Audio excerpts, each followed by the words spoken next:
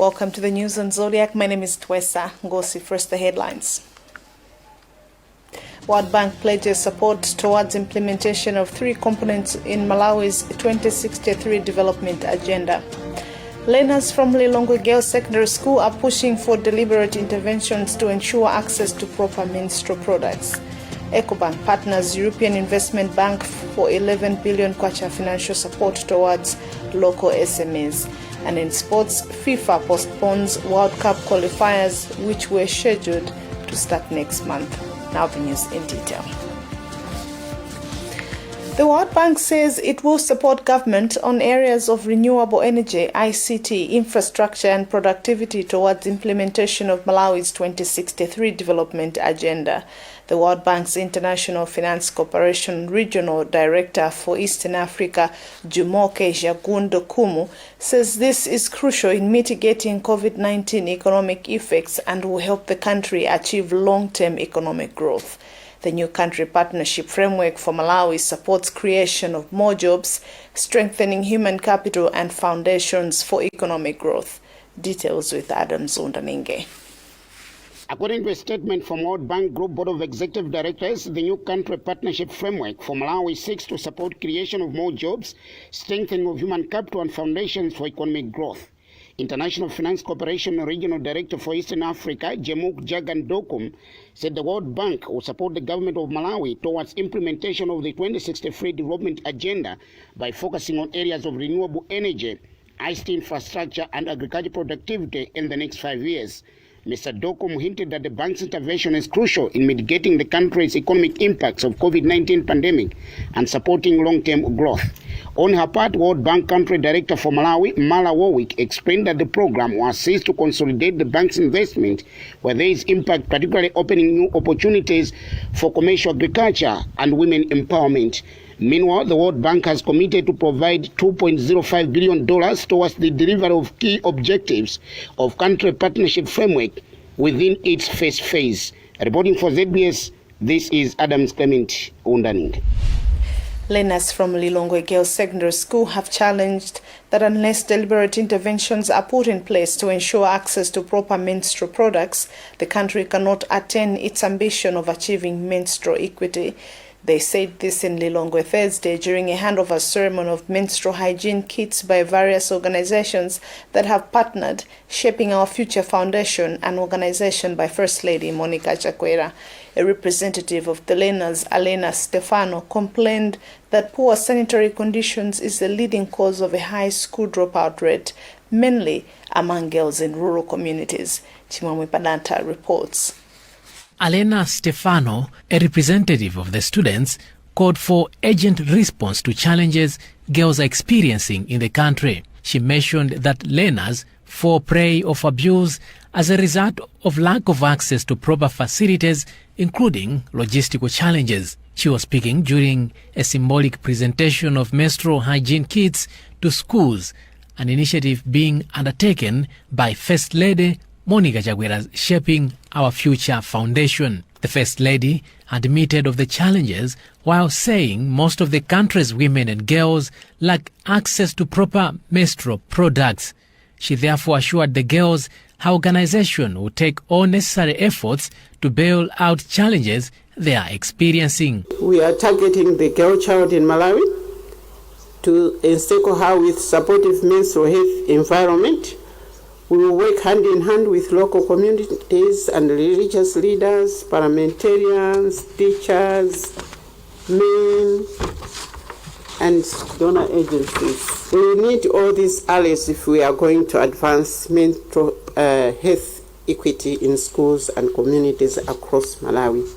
One of the organizations that has partnered with the First Ladies Foundation is Days for Girls International. Eunice Mpoyo Banda, the organization's country representative, called for an end to cycles of cultural practices and beliefs that fuel abuse. Yes, there are beliefs and practices that are detrimental to the girls' understanding in the area of menstrual health. For example, a girl is told not to put salt in relish. A girl is told to not walk behind a man. Now, how can girls live if they are not going to put salt in relish? How can you travel if you can't be behind a man when you are menstruating? Shaping Our Future Foundation is partnering with Ministries of Gender and Education in the initiative that will see girls receive sanitary pads in schools. For Zodiac, this is Chimwemwe. The Parliamentary Committee on Transport and Public Infrastructure has suggested that the 12 million kwacha given to legislators for drilling boreholes should instead be given to water boards in the country to increase accessibility of potable water in rural areas. Chairperson for the committee, Robert Mwina, believes this development will cushion the challenges water boards face in providing water to people due to inadequate funding. Towela Kumwenda has more. Speaking when the Parliamentary Committee on Transport and Public Infrastructure visited various water project sites being implemented by Northern Region Water Board in Mzuzu, Member of Parliament for Likoma Island, Ashem Songwe, suggested that 12 million kwacha from government given to MPs for water projects in their constituencies should be channeled to water boards for improvement of water supply systems. Some MPs in the committee also supported the motion, with Chairperson for the committee, Robert Mwina, saying the idea presented is good as it will improve the availability of potable water to rural communities. I think as a country we are not making any progress. In Palombe East, we told the district council we are not going to invest, I think, water fund, I think, in boreholes. What we are doing in Palombe East is that we are now trying to revamp the gravity systems. And I'm sure that if we can try to explore that across the country is going to at least do at least a shift. We don't need boreholes. I think they are not sustainable. Board Chair for Northern Region Water Board, James Muntali, has applauded the suggestion, but however was quick to say the board is optimistic that other members of Parliament will accept the motion when presented in Parliament. Currently, you drill a borehole. It only covers at most maybe a kilometer, which is also too far for people to walk. But with the gravity fed, and if that fund was used for that, it means we'd have several piped water points from the same source. But I would wish to lobby members of Parliament from the north to begin thinking collectively on issues of development. Among other issues, the board raised concerns on the reduced volumes of water in the Lunyangwa Dam, saying if left unhandled, Mzuzu might not have adequate water come 2025. The board has since asked the committee through government to help generate funds so that the board commences construction of the $150 million Lambi Lambi Dam. For Zodiac in Mzuzu, I'm Toera Kumwenda. In an effort to promote the lost glory of Kasungu National Park, a US-based environmental organization, International Fund for Animal Welfare, is set to translocate 200 elephants from Liwonde National Park. IFAO Chief of Party Patricia Ndadzela told Zodiac today that the translocation exercise is part of the USAID-funded project aimed at increasing the animal population in the park to promote tourism.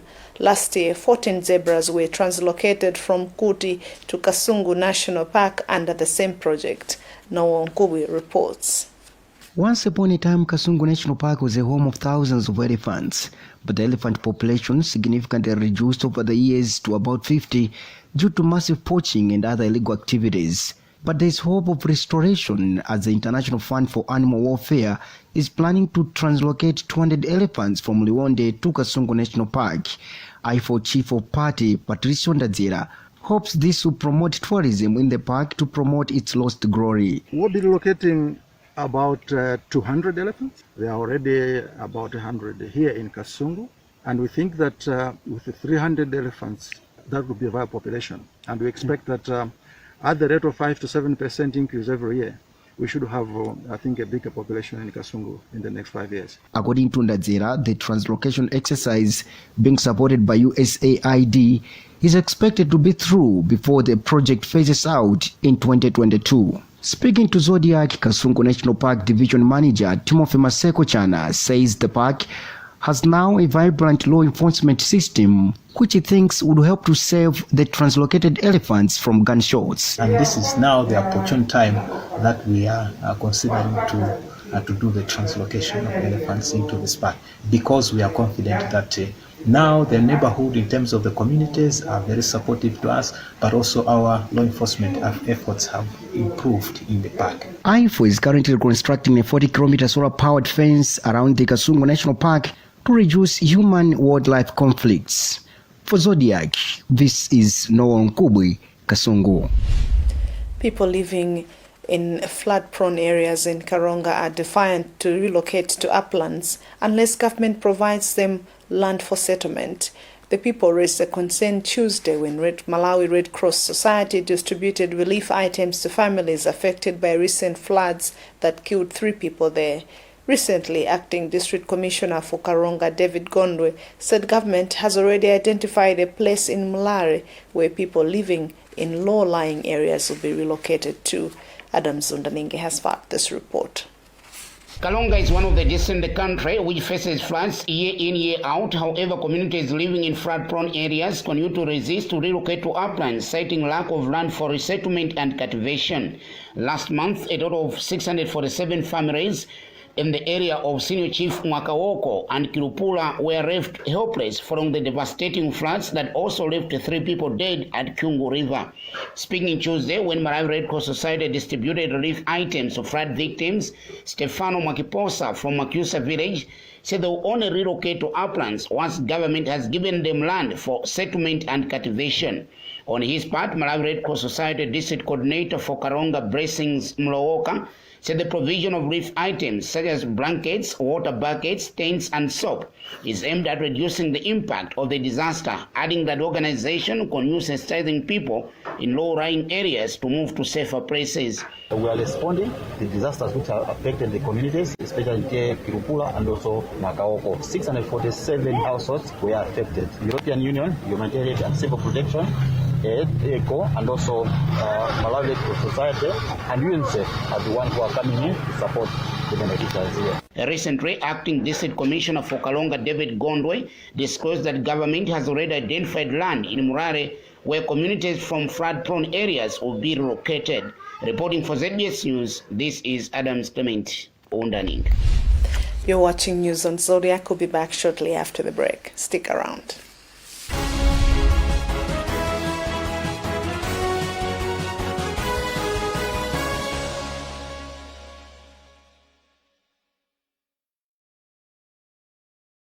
ShopRite has always been here for you, and our promise to bring you low prices when what you need most will never change.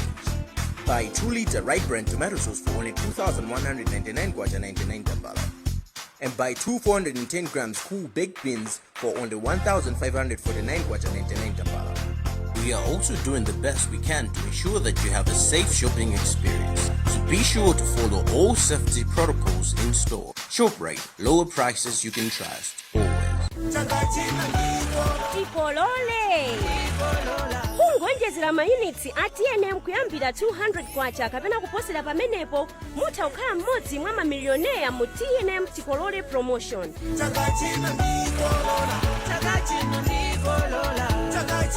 Koma mukaonjezera mayunitsi ndi 100 kwacha kapena kuposerapo mudzilandira mabonus oyimbira foni, SMS kapena data pompo. TNM, always with you. Kodi mukudziwa kuti ife ali Longo Water Board tili ndi call center yomwe inakhazikitsidwa kuti itumikire inu makastomala athu. Ngati mwapezana ndi vuto lililonse lokhuzana ndi madzi, musachedwe, tiyimbireni pa 253 mwaulere. Kusiya kwa madzi, madandaulo okhudzana ndi mabilu, kulipira mabilu, kuphulika kwa mapayipi, kulumikiza madzi mwachinyengo, kaya kutsina khutu, musachedwe, tiyimbireni pa 253 mwaulere ndipo tidzakuthandizani mwachangu ndi mwansangala. Like every mom, you want the best for your child. Happy birthday. You feed her mind and nurture her body. And you understand there are times you have to let her pick herself up when she falls. You make sure she knows the joy of sharing happy moments with family. And when everything comes together, you above all others will share the taste of success with her. Blue Band tastes like mama's love.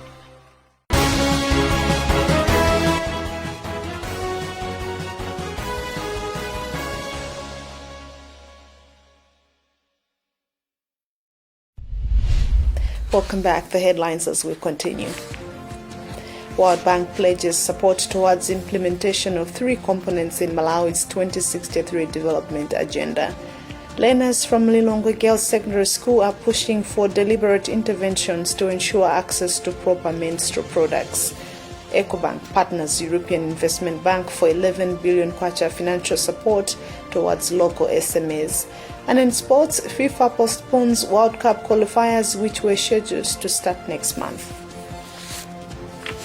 Moving on, local small and medium enterprises, SMEs, will now have a chance to have cheaper access to capital for agriculture transformation and commercialization following a 12.5 million euro partnership between EcoBank Malawi and the European Investment Bank. The money is equivalent to over 11 billion kwacha.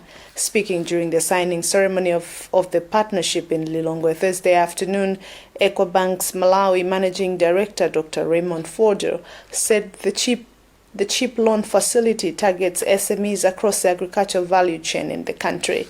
Madalitso Piri reports. Agriculture remains the country's economic backbone, but access to finance has been a big setback, especially to small and medium enterprises, SMEs.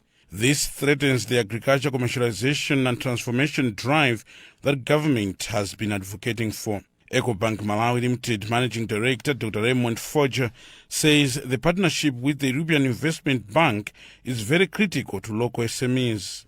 Critical, if you listen to most of the speakers, financing in the agri sector is crucial. We are all aware how difficult it is to finance agri. We all appreciate the risk involved in agri because a lot of the agri sector is not well developed. Irrigation is not very strong. So you understand why, depending on the rains, can easily take a lot of risk on the financing. So this partnership with the European Investment Bank is key because a normal banking process or a normal banking credit facility may not be able to get into this sector. Dr. Forger's sentiments are echoed by the Minister of Agriculture, Robin Lowe. In fact, in agriculture, we didn't have a facility that could cover SMEs. You may witness what happened with the Affordable Impulse Program. New entrants came, but they could not maybe get any facility from any bank until we convinced one of the banks. Because in as far as financial security is concerned, most Malawians, most especially SMEs, they don't have enough collateral. The loans have a repayment period of 7 years. For Zodiac, this is Madalitso Piri reporting. The pain for chronically ill kidney patients in the country may have just been lessened following the unveiling of a dialysis unit at Blantyre Adventist Hospital on Wednesday. A dialysis nurse at Blantyre Adventist Hospital, Mr. Zambasa Sheha, has disclosed this on Wednesday that the section, which currently has 2 beds, will be conducting procedures thrice a week for each patient. Christopher Sunday reports. An opportunity for treatment has been broadened for kidney patients in Malawi as the Blantyre Adventist Hospital has introduced dialysis services. The hospital's dialysis nurse, Zambasa Sheha, hopes the intervention will minimize the number of people who fly elsewhere in the world to seek hemodialysis services. Sheha, however, indicated that they are yet to offer kidney transplants. We really need this treatment because that's the only option whereby we can save our patients, because these patients, they are not able to pass urine and they have got lots of complications. There is a lot of fluid accumulation, so we need really to filter and purify their blood. In this country, it's only 2 institutions that were providing these services, but now we are now open. At least we can save the nation. There are complications here. The hospital's chief executive officer, Kebe Kasinja, hopes to increase the number of dialysis machines from 2 to 10 in the near future. The intervention at the Blantyre Adventist Hospital comes when there is a moderate high prevalence rate of chronic kidney disease in the country. Reporting for Zodiac from Blantyre, this is Christopher Sunday.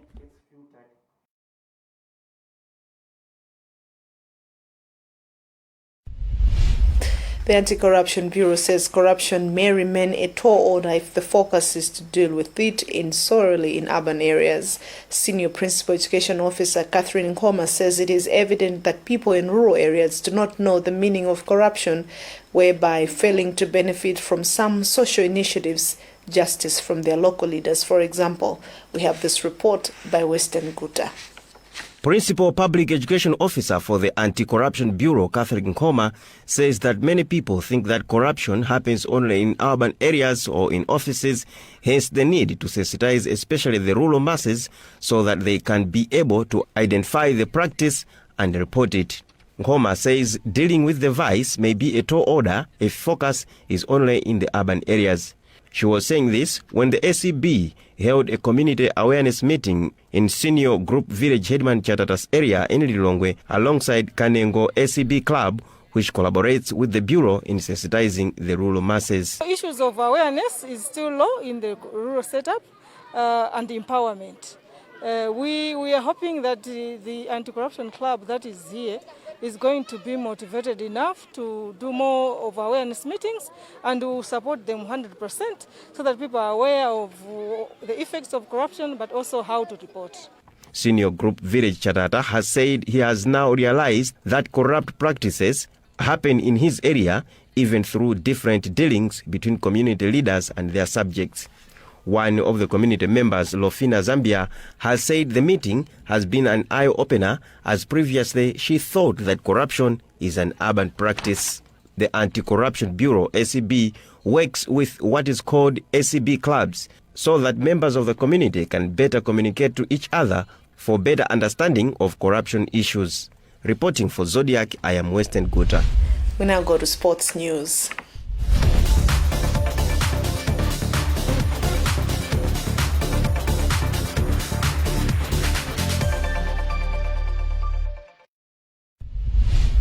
FIFA has postponed the 2022 World Cup qualifiers that were due to be played from next month. A statement from the world's governing body says the decision to call off the games has been considered due to the current disruption caused by the COVID-19 pandemic and the need to ensure optimal playing conditions for all teams.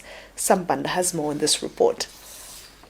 In a statement issued earlier on Thursday, the Confederation of African Football CAF's Emergency Committee says it consulted the world's governing body FIFA to call off the qualifiers that were due to be played in June after taking into consideration the current challenges caused by the COVID-19 pandemic and the need to ensure the safety of all players. Instead, the qualifiers have been rescheduled for existing windows of September, October and November this year, with the final round expected to be delivered in March 2022. CAF further says it is still reassessing its protocols and processes to enhance the implementation of COVID-19 related protocols, including specifically focusing on pre-match testing, which had been the source of some challenges in previous windows. The development has come after Malawi was named among 12 countries which CAF has declared do not have stadiums fit enough to host World Cup qualifying matches. The Kamuzu Stadium in Blantyre, which was favored to host the home fixtures for the Flames, has not made the final list of venues that have been certified by the Continental Governing Body. The Flames are in Group D, together with neighbors Mozambique, as well as West African heavyweights Cameroon and Ivory Coast. Meanwhile, the Football Association of Malawi and government are racing against time to register the Bingu National Stadium in Lilongwe as the Flames' new home following the condemnation of Kamuzu Stadium. However, there are a few areas that needs to be worked on the 40,000-seater facility, which was recently turned into a COVID-19 dispensary.